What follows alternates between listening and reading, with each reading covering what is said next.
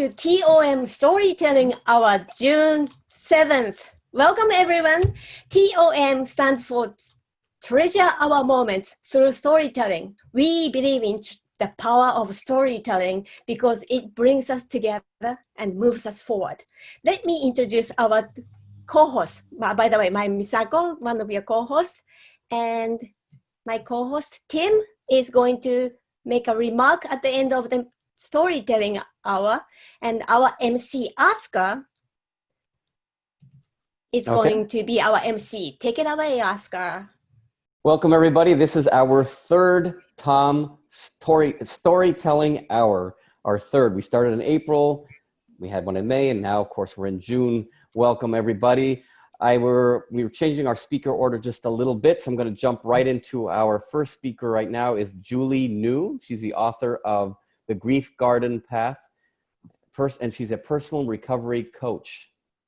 She's a founder of Forever Flowers online group, and she's connecting to us from the UK. Please welcome Julie with her story, The Grief Garden Path. That's The Grief Garden Path, Julie New.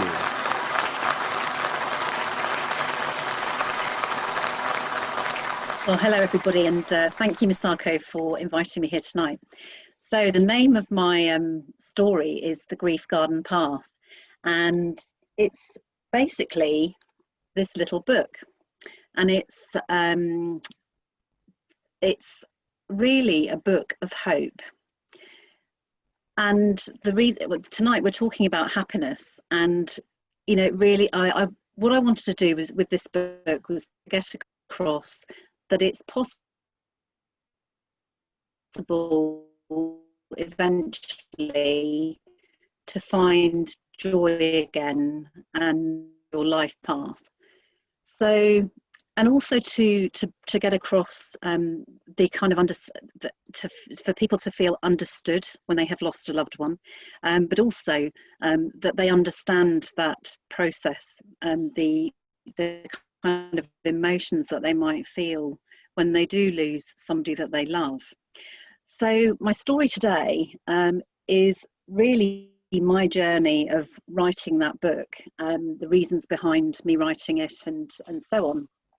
So 3 years ago, I started to get like that itch. So, I mean, any of you here who write or have written books will kind of probably understand what I'm talking about. So with me, I start to kind of like wake up in the night and I start to get words, and I have to creep out the bedroom and try and find the pad of paper. Here it is, you know, find the pad of paper and a pen in hand when I write my books, because I love that sound of the pen on the page. That's something I really, you know, really like. So my first book that was published in 2012 is called Who Are the Flowers in Your Garden? A coffee table gift book, and the purpose of that book was to more deeply about their lives. People often ask, oh, you must be such a good gardener, Julie, and showing people, but I'm really not good in the garden. I'm getting better, but yeah, you get the drift. So in about 2008, I started using the analogy and the metaphor of life being like a garden. So if you don't look after a garden, what happens to it? You know, who are the flowers, the people in your life, you know, that matter to you? Is there anybody displaying wood-like behaviour life in your garden? You know, so this analogy started to grow, and I started using it in my work, and this book was born. So I write about life in all its technicolor glory, really, but my life changed forever when I entered my own grief garden path, and that was back. I'm going to take you to that place on the 25th of February 2009. I went out. It was a really, really busy day. I'd travel booked myself. I'd went out the door, the front door, got to my car, the phone rang. And I kind of thought to myself, well, shall I answer the phone or not? And I actually did answer the phone. And there was this nursing sister on the end of the phone. And she said, I'm ringing from Exeter. And I thought, well, I don't need an Exeter. I hadn't got a clue who. I said, I think you might have the wrong number. She said, I'm really sorry, but I don't have the wrong number. I need to tell you that Richard Jones has died. And I just thought, sorry, Richard Jones has died? She said, I'm really sorry to have to tell you. So Richard Jones had been my husband for 17, we've been together for 17 years. We had 2 amazing daughters together. The best day of my life was actually the day I left him, ironically. And now the worst day was the day that I was going to have to tell our children that they were never going to see their dad alive again, that they were never going to be able to hug him again. They weren't going to have their daddy walk down the aisle when they get married, or when they have children. They won't have their dad there to hold them like he held them. And for that split second, I realized the tears were just like washing my face. But our grief garden path intensified in 2012. The happiness of the book coming out and, you know, the celebration of that was very short-lived, because my husband, Rob, who I'd only married 9 months before, died in my arms on the 8th of November 2012. And that, of course, plunged us into even more grief and what have you. But also, of course, I was, well, not of course, but I was a nurse, I was a midwife, I saw people born, I saw people mourn. And over the 20 years of being a nurse and then becoming a personal recovery coach, I helped people on their journey through life, through difficult times. That's what I do, that's what I specialise in. And I just started to write about this because I had to take about 3 years out of work. I couldn't carry on working. But about 3 years ago, as I say, I started writing and the words just started to flow. I started to ask people their stories with me. And I've got 9 stories in this very tiny book. I've got the loss of a loved baby, the loss of a loved child, the loss of a loved sibling, parent, grandparent, husband, wife, friend, and pet. There's a quote by Voltaire who says, if you speak with your head, you reach their heads. If you speak with your heart, you reach their hearts. But if you speak with your actual life, you reach their lives. And that is what I hope has happened with this book. It was released in the UK in National Grief Awareness Week. It was the very first one of its kind. And the person that wrote the foreword to the book, Linda Magistris, was behind that drive to get grief recognised in the UK as something that needed to be talked about, needed to be brought into the open. And of course, I had absolutely no idea that a global pandemic was going to hit the entire world. And it seems to me ironic, really, that I'm sat here talking to a global audience of people who we've all experienced, you know, similar things, but 400,000 people have now died globally. But that leaves multiple amounts of people more. So it's my goal now is to, you know, hundreds of people have read The Grief Garden Path already, but I really want to reach the goal of reaching 50,000 people with this book, because I know it can help them. So yeah, so that was that. But so if any of you have any contacts that that you could help me achieve that, that would be fantastic. But I just want to leave you with a little happy story. Amy and Polly, my daughters, the two most important flowers in my garden, are doing really, really well. And they're both, one's 24, one's 27 now, and they're both doing very well in their lives. And I got married a year ago, and we celebrated our first wedding anniversary in lockdown. So I just wanted to leave you with that happy, that happy image, that it is possible to find joy and happiness again after very difficult times. Thank you for listening. Hello. Thank you, Julie. Thank you very much. And thanks to Julie for sharing heartfelt snippets of her life with us. And I forgot to mention earlier that happiness is indeed our theme for this month, June.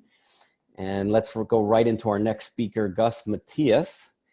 He's a happiness enthusiast. Helping people is his nature. And he's an inspiring improv entertainer. He's connecting to us from California. And his story title is A Summer to Remember. Please welcome Gus Matias with A Summer to Remember.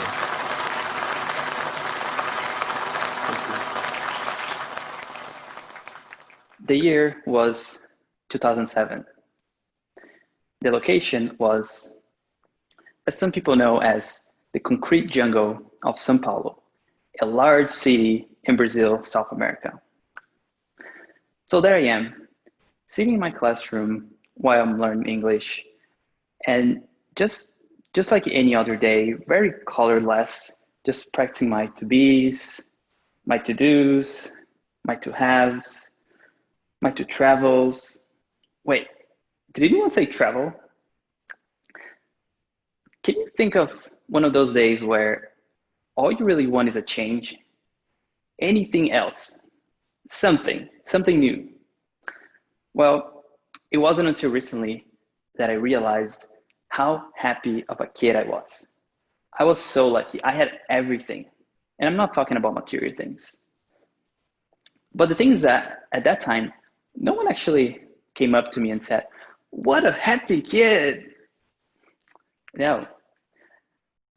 It actually took me decades to realize that.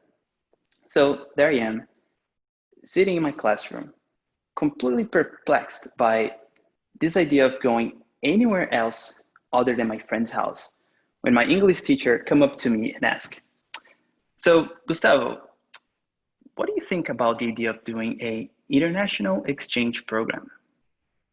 Yes, of course.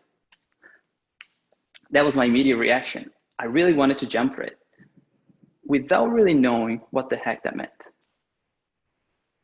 Interviews, dozens of immigration paperwork later, and hours later traveling to the other side of the country, or the planet actually, I finally arrived at a small city in New Hampshire, United States. And that was during the summer of that same year. It was hot. It was exciting. And I was scared. But I finally find myself at a summer camp with people from 40 different countries all around the world in that same place.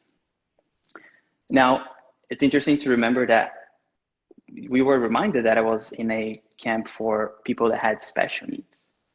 So the first thing that we had to do during the first couple of days or week was to be trained on how to take care of the campers, how to shower them, how to feed them, and how to take care of their feelings whenever they were homesick.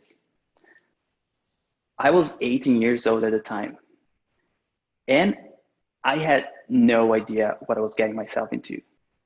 I did not know I was ready for all of that. However, I haven't imagined how many special people I finally got the opportunity to meet, no pun intended. Some of those people that I met was Brody, Billy, and Chris. So first camper was Brody. And Brody was a hyperactive kid. Sometimes he could sleep from 2 to 3 hours whenever he was really exhausted.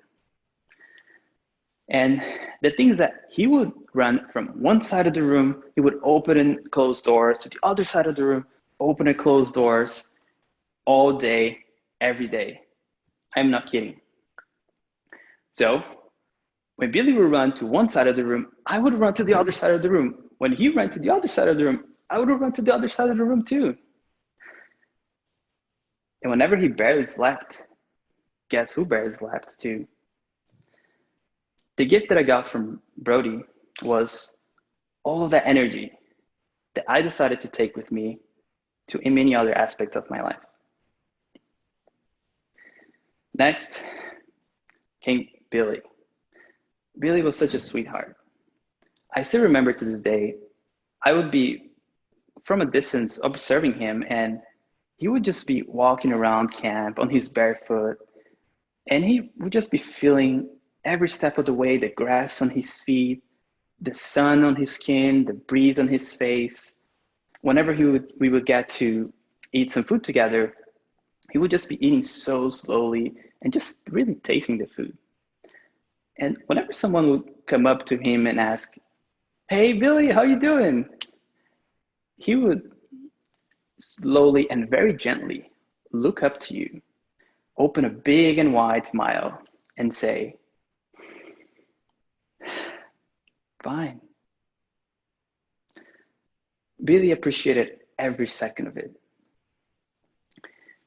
And here's what he taught me: to walk, to eat, to speak, and to breathe more mindfully.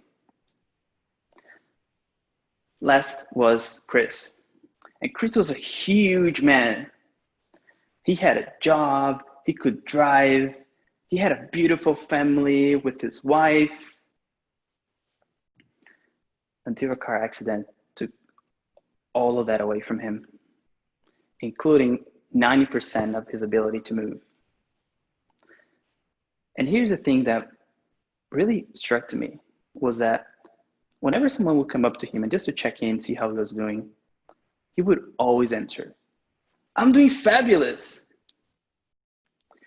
And that blew my mind because I was with him for most of the hours. We would be sleeping in the same room, and I knew he meant it. Chris really taught me how to be more humorous, how to look at on the bright side of things in life, and most importantly, how to be more optimistic. Now, in the end, there I am, waving goodbye as I'm on my way to traveling on the plane back to Brazil, South America, with a completely new mindset, more optimistic, more mindful, and more enthusiastic. Now, here's a bigger gift that I got was the new experiences, the new friends, and even a new girlfriend. And to tell that this is a true story, here's a picture of it. So this is us in the dining hall, and you can see people from all over the world. This is Estonia, Thailand, the US, Russia, Ukraine, France, Dominican Republic, and this guy right here, that's me. And that was my girlfriend, which turned out to be my wife. But that's something for another story.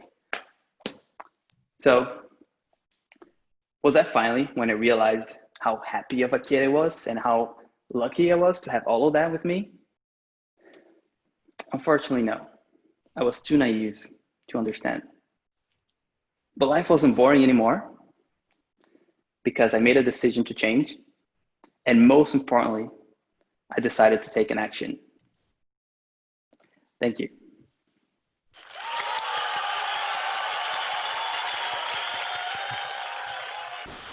Thank you, Gus. Thank you very much. I love the image of the summer camp in New Hampshire and the transformation you went through. And I'm biased because guess what? I grew up in New Hampshire. So great to hear that. Now, Misako, are we going to go on to our next speaker or are we going to take the break now? Michelle is ready now. So let's go, Michelle. Okay, great. Let me just go to that screen here. So our next speaker is Michelle Alba Lim. She's been nurturing many online storytellers. Her motto is, bring out the best in people, organizations, and communities. She's connecting to us from Oregon. Please welcome Michelle Alba Lim with her story, Happiness is More Than a Daily Decision. Happiness is more than a daily decision. Thank you, Michelle. Thank you. And thank you everyone for bearing with the little glitch. I mean, it actually is part of this story, but let me backtrack a little bit to how I used to feel about happiness. I always believed, as far back as I could remember, that happiness was something that you managed. It was something that you decided you would have. And this was regardless of your circumstances. The worst, the tougher, the more miserable your circumstances were, that's when it was so important to make this daily decision to say, I will be happy. Regardless of my circumstances, I will be happy. We don't have enough time in 8 to 10 minutes for me to share why that was my mindset, but just to give you a little bit of a glimpse. My life was one where if I used to talk with a few very special girlfriends and they would say, if your life was made into a movie, people would say, oh, Hollywood is so creative. Nobody could have that kind of a really bad set of circumstances. So, you know, I leave your imagination to figure my life was never a bed of roses, but I was always happy, or at least I decided I would always be happy. And I made sure that I surrounded myself with people who would help me to achieve that decision that I made, that I'm going to be happy. Of course, these people are these people, Toastmasters, because whenever I would be in a tough situation, I would be thinking, this is going to make a really good speech. You know, the more difficult the situation is, the better the speech is going to be. And that was what my life was like all these years. And I would dare to say that, yes, I achieved it. I decided every single day that I would be happy. And friends who knew me would kind of agree that I was happy. But see, there was a difference. This was a managed happiness. This was a happiness that started in my head, not in my heart. It was a happiness that I would plan ahead. I would say, well, I know that 2 days from now, there's going to be a very tough situation. So I would get all my happiness gear ready. I would have my smiley face. I would have my smiley books.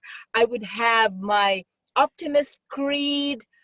I would have every resource I possibly could have so that I could achieve that goal that I decided that I will be happy. My kids learned that as well. I always told them, it is not what happens to you that counts. It is how you respond to what happens to you. That's the difference. Now, I turned 66 last week.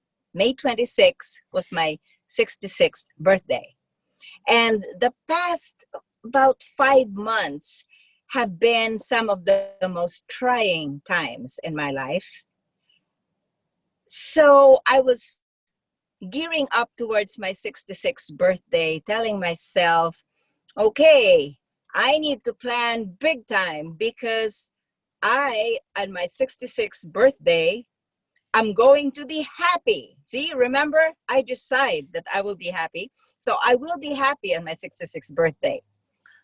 I even created a 12-hour virtual, what did they call it? Michelle Memory Marathon. Yeah, triple M, because I like alliteration. So I created a 12-hour virtual online birthday celebration because I could not be physically with my kids. COVID had just wiped out my plans to leave. I am currently in Oregon, but I was supposed to fly out to the Philippines on April 28th. Guess what? The Philippines went on lockdown in March. It was very clear that by April, nobody's flying anywhere, especially into the Philippines.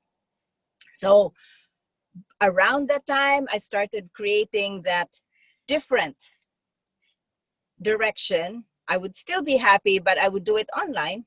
12 hours, Michelle Memory Marathon. But then things got even tougher in my situation then. I was getting to a point where my decision to be happy was being tested sorely. And I started having visions of Jerry Springer. If you're in the United States, you will know Jerry Springer. That's a TV show where they start punching each other and yanking each other's hair, and they got big bouncers. I started having mental pictures of having Jerry Springer light. And that was not a good vision. Especially I started thinking, I know the cops where I live. I would not want to make a 911 call.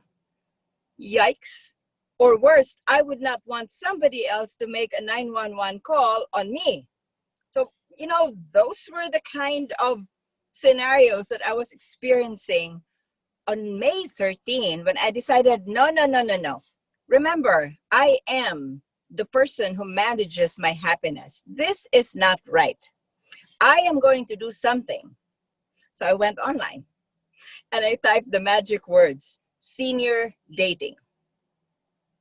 I was expecting Match.com or Harmony.com, some of those familiar words. I get this. I thought at first it was Zoom. It was Zoosk, Z-O-O-S-K. Like, seriously? But it said that this was one of the most popular and one of the best dating sites. Okay, well, what's to lose, right? So I clicked on it and oh my gosh, they had really tough questions like this, what is your profile? I skipped that because that was hard. The next question, what is your ideal match? Duh. So I said, is there even such a thing? And then the third question, what is your ideal date? And so I typed, you know, I'm going to flunk this. I'm going to flunk this. This is hard. But then I decided, wait. I am going to try and meet someone online. I am a netizen. I'm going to try and meet someone online. So I went ahead, put a song in the profile saying something like, I don't know how to describe myself. So think about this song. So I put the song, I put the refrain or one of my favorite lines from Carole King's Tapestry. My life, I'm not going to sing because I don't want to ruin your happiness. So I'm just going to say it. My life has been a tapestry of rich and royal hue and everlasting vision of an ever-changing hue, and so on. So I typed that there. And then I clicked. So now I had an account. Bing! There was a profile that came up. It said, oh, by the way, you're supposed to create an alias. So my alias was Midnight Magic. Duh, because I'm usually awake at midnight. Pop up, Silver Dancer. Ooh, interesting. Dancing. Okay. 1 mile from you? Whoa, that is close. So I am in a really small rural area, so 1 mile is really interesting. So I click smile, which means like, you know, kind of like your profile. Bing! Got a response. Okay, well, start chatting.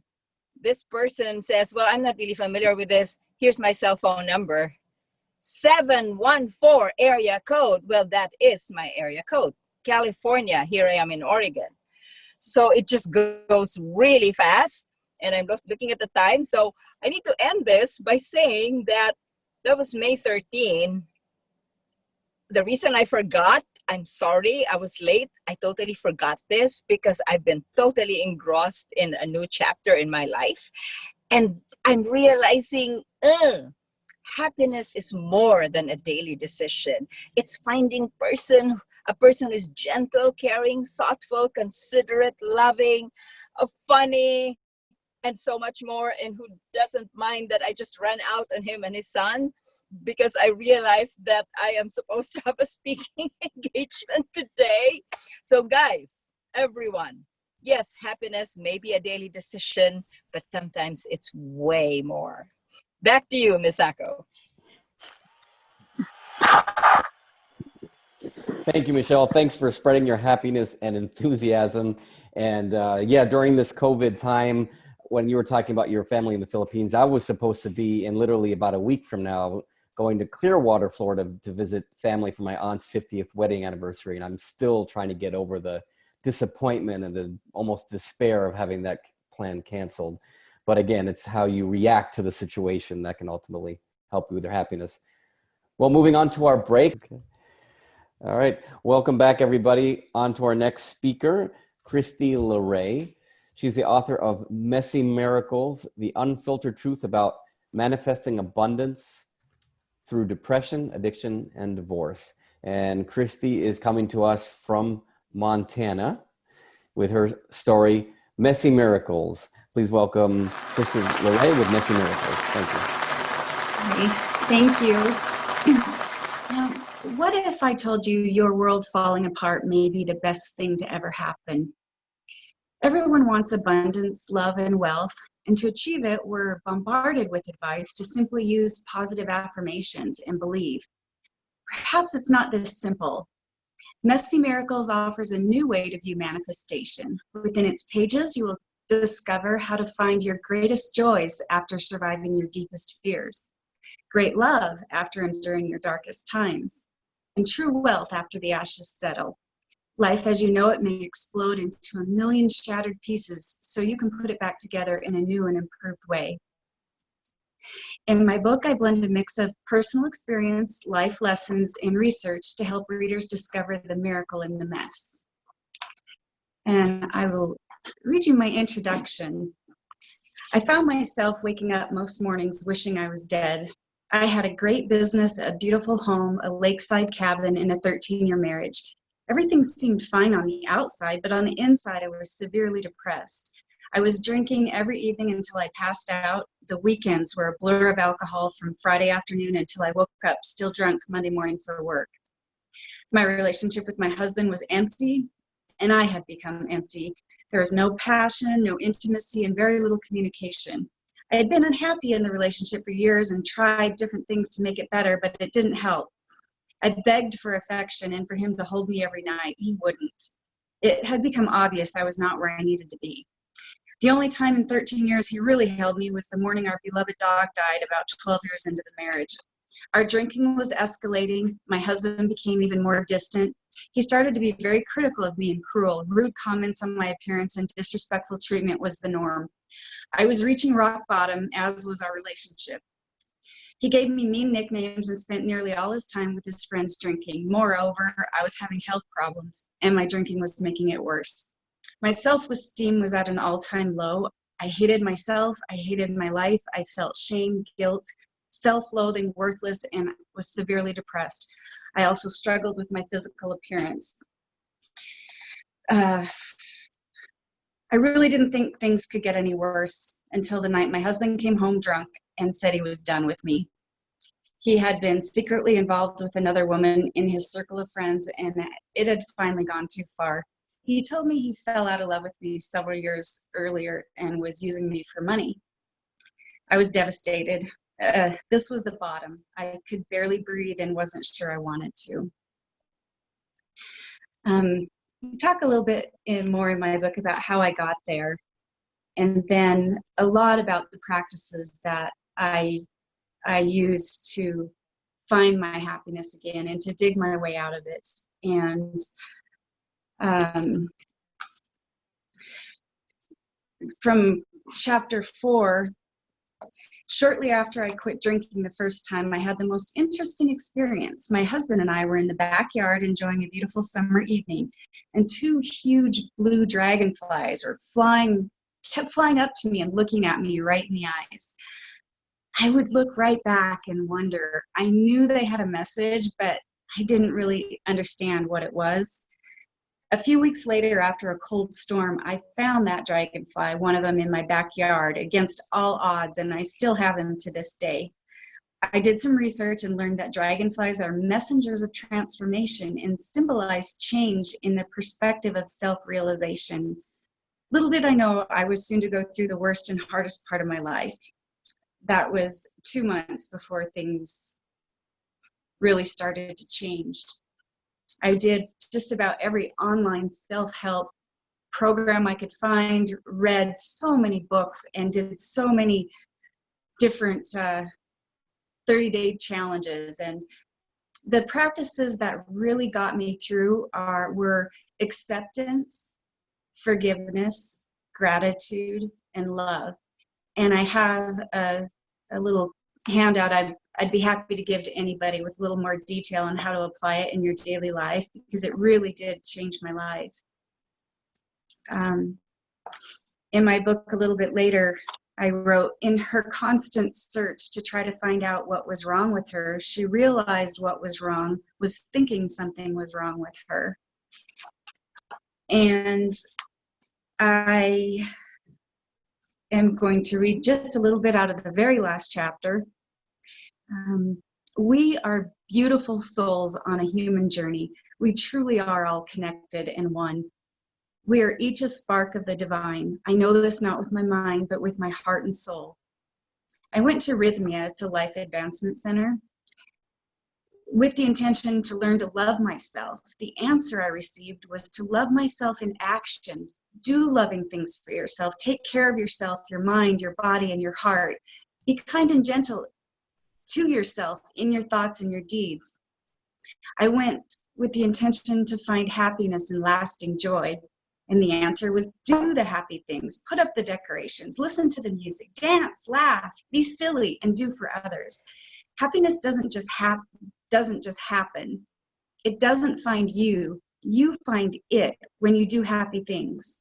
I believe A Course in Miracles teaches the same. It's a reversal of how we think things are. Happiness is now, not when or if something else occurs. We create happiness. I also learned that relationships are sacred mirrors into our lives. If we become angry or irritated at another, they are showing us something in ourselves that needs released. Others are gifts brought to help us heal ourselves. He has brought us nothing but angels. Our state of mind really does create our reality. For whoever has, more shall be given. If we focus on lack, more will be taken. Manifestation is real, although it may be messy. The more we see the good and appreciate it, the more it will come. Energy flows where attention goes. Remember this. Taito Juanita, he was a medicine man at the retreat, said that humans have forgotten how to live. We have forgotten the joy. All the answers are already inside our hearts. We need to be clean conduits for the higher vibrations so the love and energy can be part of us so it can enter into the world. We can't solve a problem with the same thinking that got us there. There's no magic pill. We have to do the work. The addictions must stop so we can face the fears. We purge the darkness and go through the mess to get to the light, to the miracles, to the love. Bless you.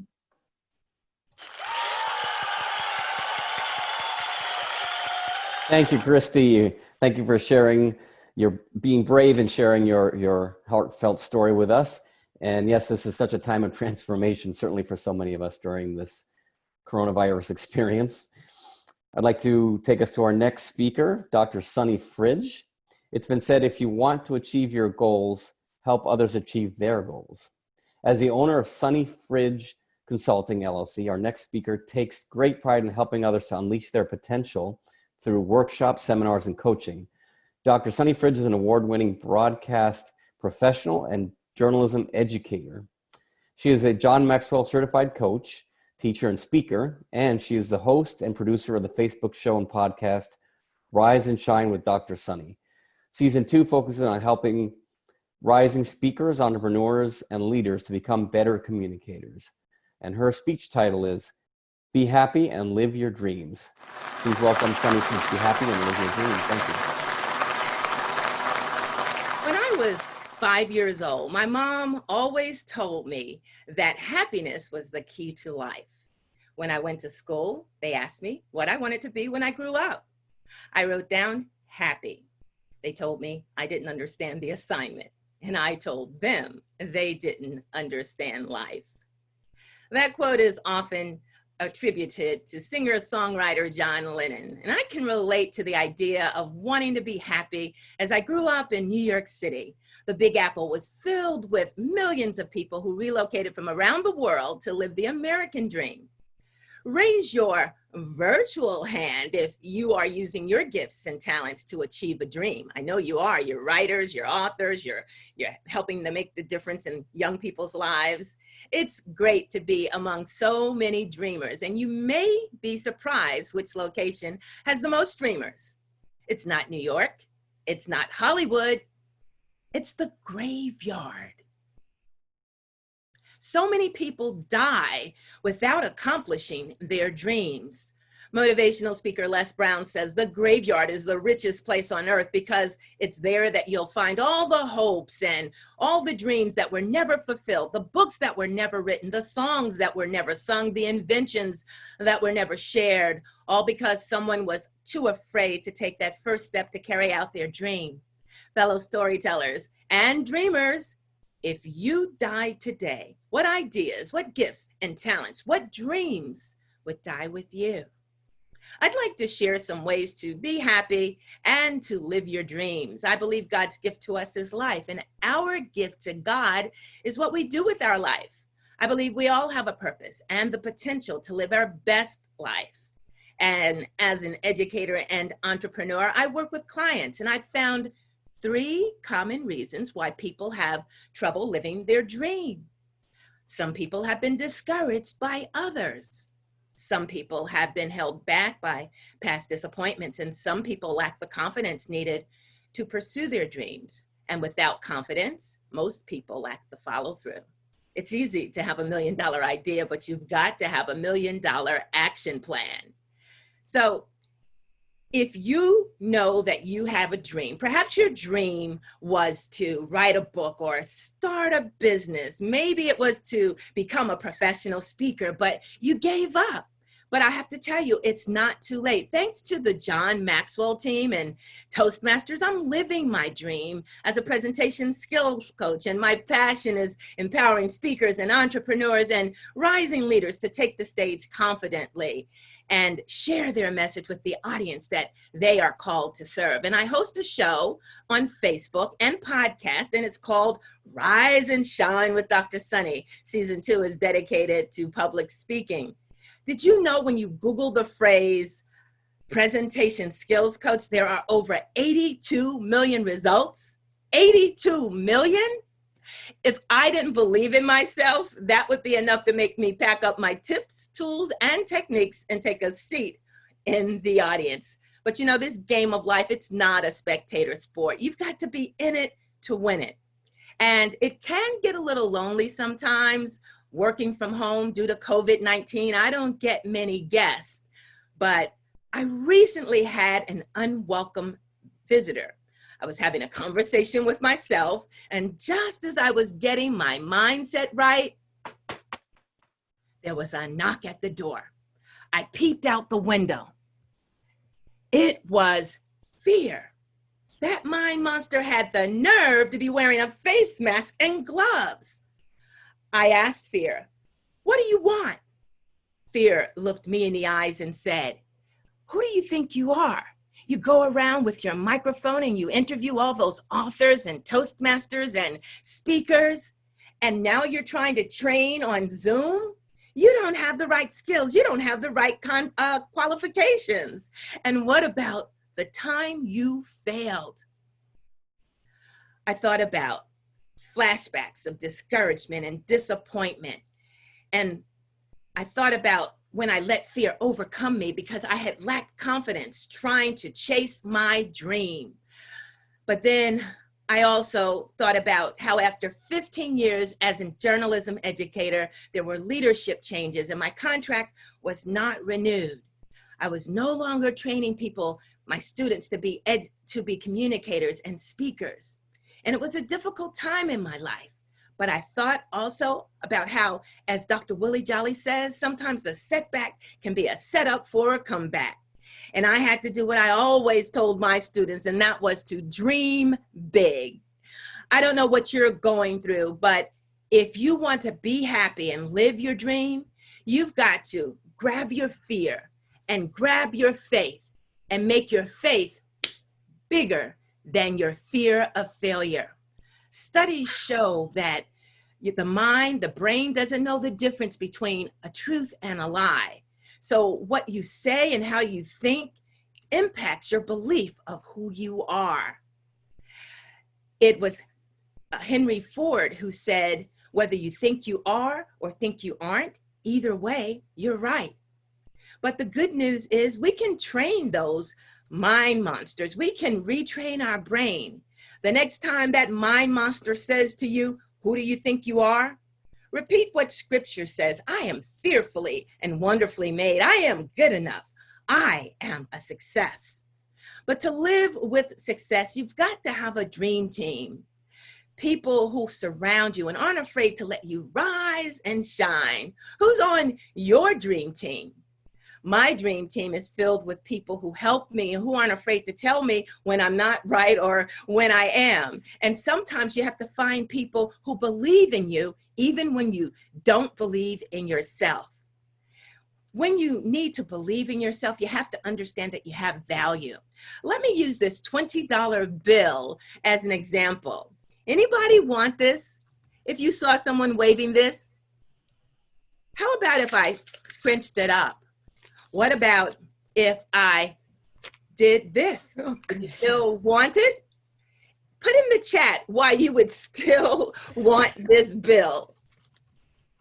If you said because it has value, you are right. You are right. What you have to realize is that sometimes in life, you're going to get kind of roughed up. You're going to feel as if your dreams have been torn apart, but there has to come a time when you have to know that you're valued. And if you feel like you're a failure, as long as you can look up, you can get up, as Les Brown said.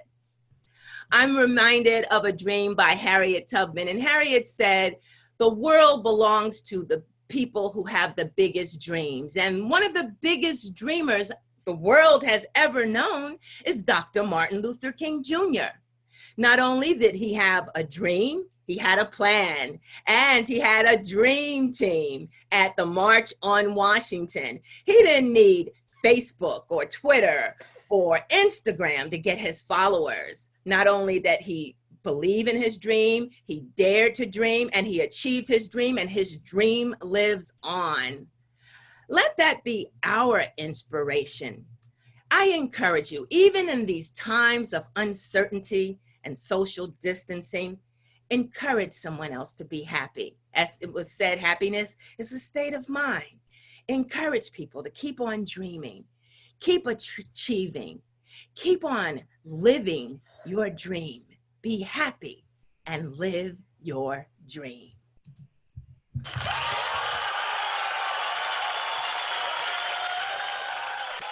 Thank you, Sunny, for your sunny disposition. And I love your motivation. Absolutely great. And certainly worth a lot more than the $20 bill you showed us. So now I'm going to move on to our last but not least, our speaker, Ray Engen. He's connecting to us from California. Ray Engen was a shy little boy who used to avoid talking to strangers by walking inside the safety of his mom's wrap-around skirts. He went on to a career in stand-up comedy, performing with and writing for some of America's best comedians. He left comedy for corporate America and immediately found failure until he added the skill of connecting through comedy to the business world. He became a decorated leader in several large companies and wound up as a sales manager of America's most award-winning small business. Ray has testified before a presidential task force and appeared on MSNBC as the voice of small business in America.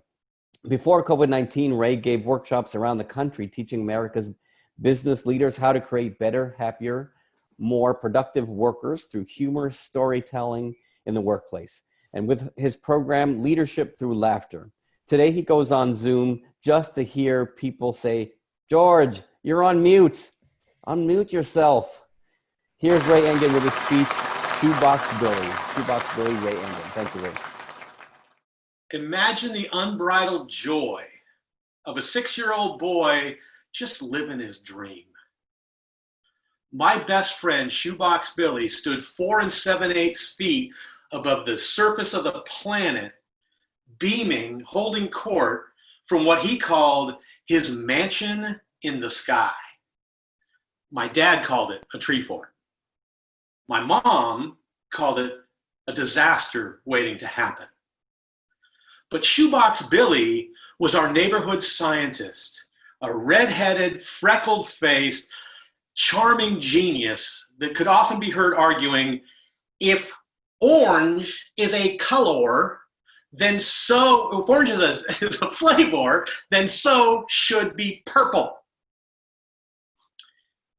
As he stood above us that day, no one realized that what would happen next would change our lives that day to this day. I heard a crack, a thud, and then an ow. Daryl, Pete, Silent Joey, and I ran over to where Billy was. He was writhing on the ground flat on his back, but he was angry. He was finger pointing angry, staring up, not at us, but at something much bigger. Joey was finger pointing angry at gravity. And the next words out of his mouth would create neighborhood legend. I think I can fix that. And then he stuck out his foot. Because in our neighborhood, we didn't high five to let everybody know it was okay. We gave the low toe, the universal sign that everything was right on Apollo Road. Well, there's many kids in this world that think that anything's possible. Billy didn't think that. Billy knew it. And more importantly, Billy went out and proved it. Now, we called him Shoebox Billy because what he would do, he would solve your problems by taking common household items and putting them in a shoebox and then making you fuel it with your belief to make it work. Oh, and these things worked. With a shoebox, Billy cleared out that area under Daryl's bed of monsters. With a shoebox, Billy stopped Pete from catching cooties. Miracle. Every kid walked around, just about every kid in the neighborhood had a shoebox. They were a bank for our hopes and dreams. And Billy had the best interest rates in town. Now, surprisingly, the only kid that didn't have a shoebox was Silent Joey. Silent Joey was 5.5 years old, and he hadn't spoken yet. And Pete asked Billy, he said, why haven't you got a shoebox for Silent Joey? He said, Silent Joey does not need a shoebox to speak. He just needs something important to talk about. It wasn't surprising to any of us the day after Billy fell from the tree. He showed up back at the tree holding a shoebox, and he was excited. Ray, this is my best one yet. Look, he opened the lid. Inside the shoebox, there were sponges, rubber bands, and pineapple upside down cake. The sponges float. Rubber bands bounce back. And if the pineapple cake is upside down, the person holding it must be right side up. There's balance in the universe. Spock told us so. And he took the shoebox, he placed it at the bottom of the tree, scampered up it to the exact same spot where he fell the day before, closed his eyes, and jumped. And when he jumped, his left arm reached out and caught a branch. His right arm swung over, caught the next branch, and he wound up circling that tree twice with his eyes closed. He had invented a gravity machine. And that was scientific proof to a 6-year-old. And as a matter of fact, we've never fallen out of another tree ever. Now, after that moment, Billy disappeared. Shortly thereafter, school started. We didn't know where Billy was. Parents said nothing. Kids knew nothing. We heard a teacher, though, who told us that Billy had caught something. And the word I heard what he had caught was a thing called lymphoma. And I remember rushing home going, Mom, what's lymphoma? Billy's caught lymphoma. Mom, what's lymphoma?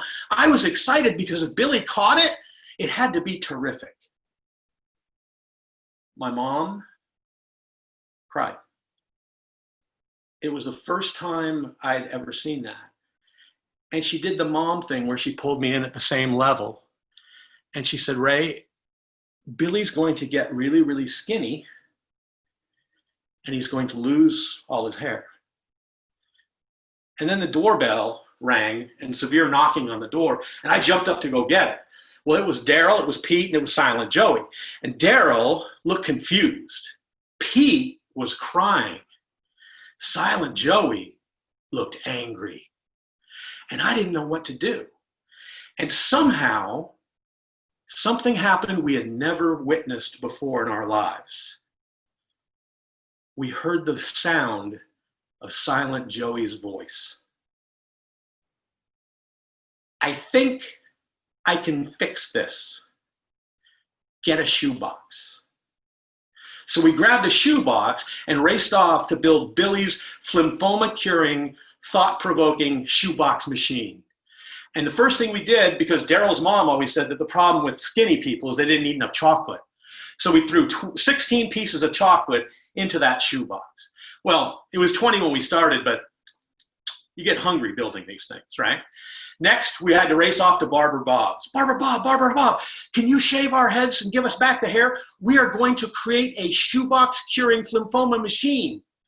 Barber Bob, we all felt his tears on our arms as he shaved our heads that day. But we left with a bag full of hair, completely bald. I had no idea it would be permanent. The last thing we needed, we went to Old Man Perlowitz's place to get a magic rock. We took everything we could and we painted this thing so green that it glowed. We created kryptonite. That could stop Superman. If it stopped Superman, lymphoma didn't have a chance. We had chocolate, we had hair, we had a magic rock made of kryptonite. But more importantly was our belief. The next day we took the shoebox. 5 bubbly, bald-headed boys burst into Billy's hospital room. Yay! There was someone in that hospital bed, but it didn't look like Billy. His face was drawn. His eyes, so full of life, were empty. I didn't know what to do. I froze.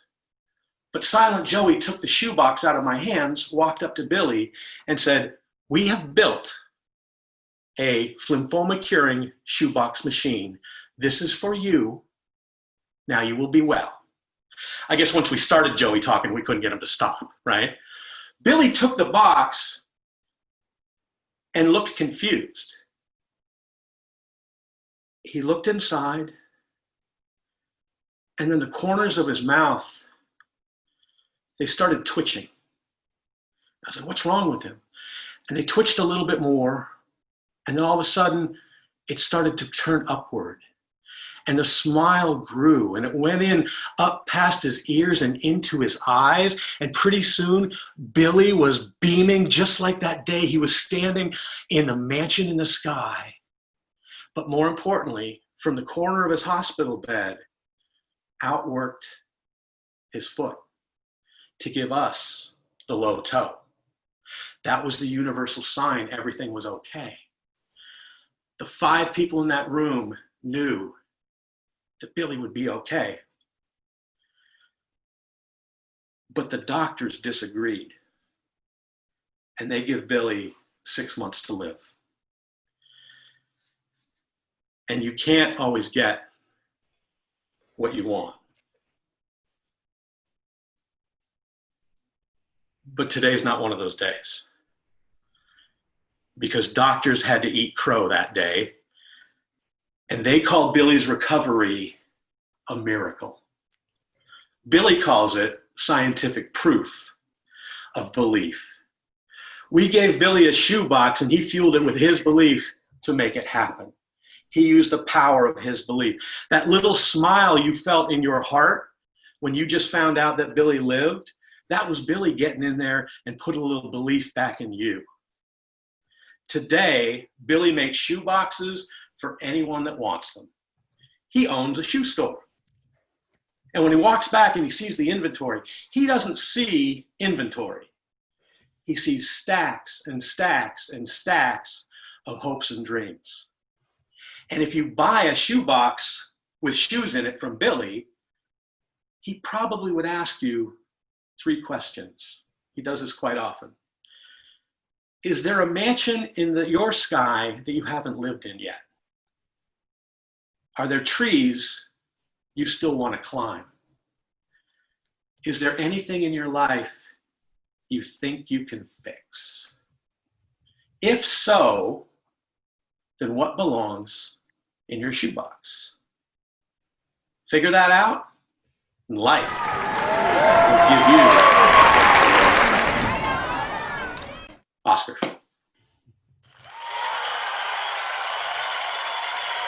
Thank you, Ray. Thanks for the low toe and the wonderful, inspiring story. It was really, really, really excellent. It was great. I think we were all quite moved by it. So perhaps we can find a shoebox for the COVID-19, what do you call it, vaccine, and I could use it for gravity myself with my aging hair and creaking back anytime I drop something, having to pick it up. If I could just let gravity stop for a moment, then my back will feel a lot better. Well, I'm going to now turn it back over to Misako to help wrap us up. Thank you, Oscar. Thank you so much, Oscar. And thank you so much for Storytellers. That just Ray did it to me. I'm still crying inside. This is the power of storytelling I was talking about at the beginning. So thank you so much. I hope everyone is enjoying that. And I am going to give a little bit of souvenir for audience today. I created the images of each storytellers with the link, so you can bring it home and connect with those wonderful storytellers. And with saying that, I am going to pass my microphone camera to Tim. He's going to make a remark. Tim, go ahead.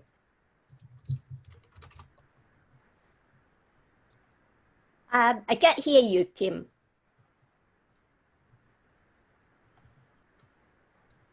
Is that only me? How's that? Is that better? Perfect. There we go. Because technology has some failures at times. But thank you to all of our speakers, from Julie and Gus and Michelle and Christy and Dr.Sunny and Ray, for gracing us with your presence this afternoon, this evening, perhaps this morning, depending on where you're tuning in from for us, and sharing your stories and sharing your little bit of happiness in a time when we could use it. We could use a little bit of uplift in our life, and I hope that all of you who attended took a little bit of everybody's story and can look for that happiness in the world and spread it around just the way our storytellers have here. And so thank you all for coming out and sharing a little bit of that with us. And thank you to all of our participants. We so enjoy putting on this event and giving a little bit back to the speaking community, giving a platform for people to share their abilities to tell wonderful stories to the community and spread a little love and happiness in this case. And if you have an idea around a theme of the types of stories that you'd like to hear, reach out and share that with us, because we'd love to find those storytellers and bring this to you again in a future event. With that, back to you, Misako. Thank you so much, Tim. I am going to put the next month, July Storytelling Hour. This is our monthly Storytelling Hour event. First Sunday, 1 p.m. Pacific, 4 p.m. Eastern, 8 p.m. UTC, 9 p.m. London summertime. I remember that. So I am going to, one thing. Do you see it? Okay, thank you so much, everyone. We will be here for a little bit more. So if you are willing and able, we are happy to be with you. I am going to stop the recording. Thank you so much, T.O.M. Storytelling Hour, another successful month. Thank you, thank you, thank you.